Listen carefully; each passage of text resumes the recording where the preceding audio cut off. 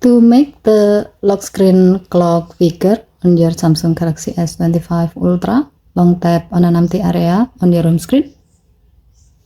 And then tap wallpaper and style. Tap the lock screen thumbnail.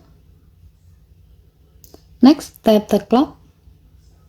Drag one of the corner outwards to increase the clock size.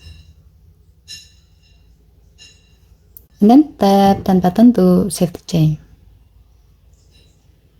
To see the result, go to your lock screen. As you can see, the lock screen clock is now bigger than before. Given to the function, by making the lock screen clock bigger, you enhance visibility and add a personal touch to your phone.